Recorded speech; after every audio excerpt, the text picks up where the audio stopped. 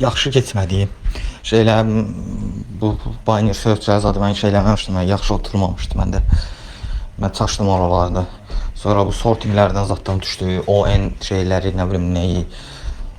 Bildiyim şeylərdə çaşdım. Axırda dillər cavab verəcəksən özümüz.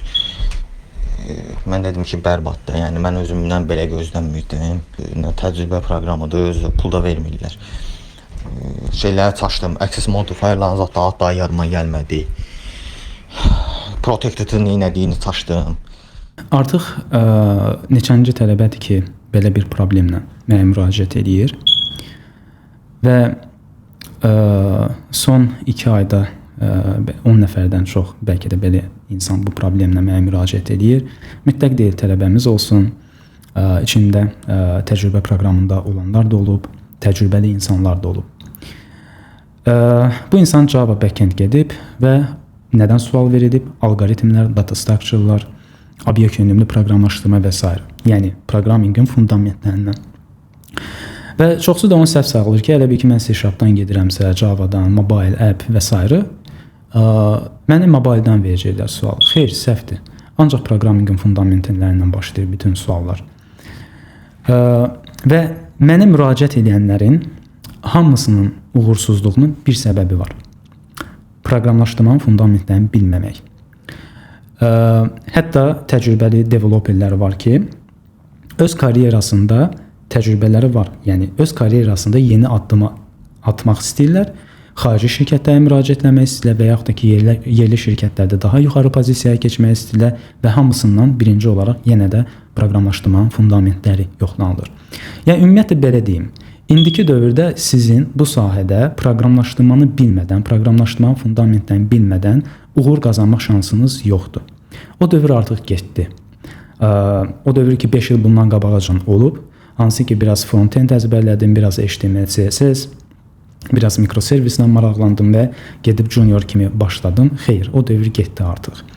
Və yaxşı ki də getdi. O dövr əlbəttə ki, süni intellektin kod generasiyasını avtomatlaşdırmağa görə müəyyən səviyyədə getdi. Çünki o dövr onsuz da olmalı da değildi. Amma niyə var idi? Yəni, əzbərçi koderlər nəyə görə bazarda 5 il bundan qabaqacan var idi?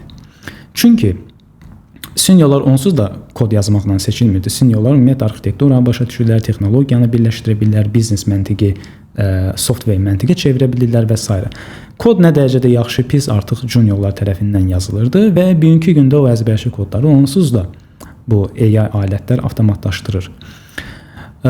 Bugün nəinki junior, bugün internə, yəni təcrübə proqramına qəbul olmaq istəyənlərdən belə ciddi səviyyədə proqramlaşdırma qabiliyyətləri yoxlanılır.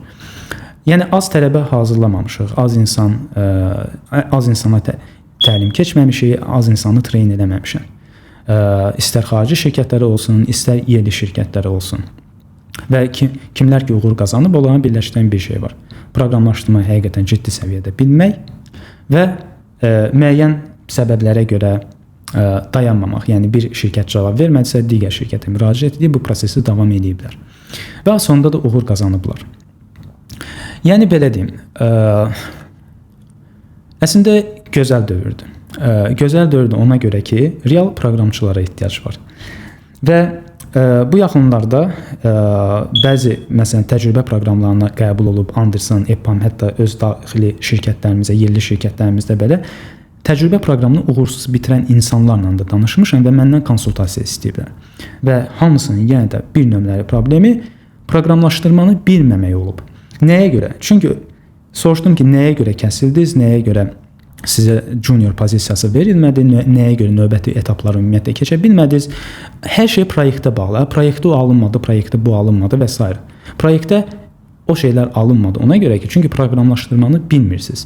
Proqramlaşdırmayı bilmirsiniz deyə siz nəyin bilmədiyini belə bilmirsiniz, nədə problem olmağını belə bilmirsiniz və nə sualı təcrübəli proqramistlərdən soruşmalısınız belə bilmirsiniz. Siz tamamilə susub qaldınız, son nəticədə negativ cavab gəldi sizə.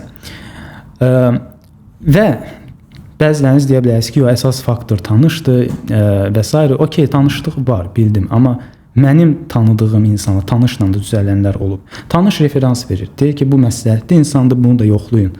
Amma onları belə yoxlayırlar. Onları belə proqramlaşdırmasını yoxlayırlar. Yəni tanış var deyib biliyim olmadan proqramlaşdırmanı bilmədən gedib yenə də mən iş tapa bilmirəm. Mən bunu en qədər insanda gördüm o problemi.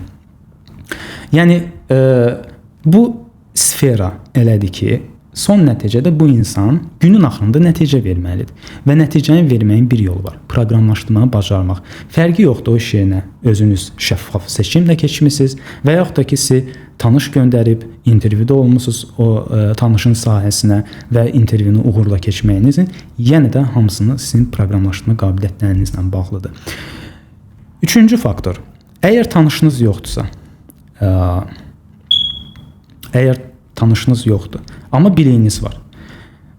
Mənim dövrümdə olmayan şanslar hal-hazırda sizdə var. Mənim dövrüm 2015, 2014, 2013. O vaxt heç remote iş də yox idi. Okey, heç mən remote da demirəm. Hal-hazırda Anderson kimi, EPAM kimi nəhəng dünyavi şirkətlər var. Azərbaycanda fəaliyyət göstərirlər. Bu şansdan yararlanın. Yəni onlar tam şəffaf seçimlə götürürlər. Orada tanış faktoru da yoxdur. Əgər sizə mane olursa tanış faktoru, necəsə mane olursa,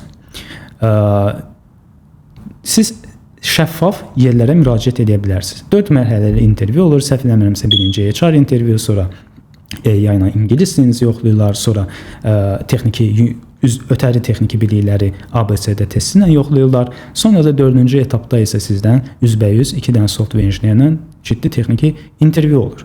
Və onlar onsuz da siz sualla sizin cavab verməyinizdən bilirlər ki, nə dərəcədə siz proqramlaşdırmanı yaxşı bacarırsınız. Və Anderson sizdən heç bir əzbərçi sual soruşmur. Onlar sizdən soruşurlar. Data strukturu nədir? Time complexity nədir? Obyekt yönümlü proqramlaşdırma nədir? Qabaqcıl software mühəndislikdən də soruşurlar. Amma ki, belə deyim, dərin praktika istəmirlər. Nəzəri olaraq anlayışınız varmı bu mövzulardan, yoxsa yox?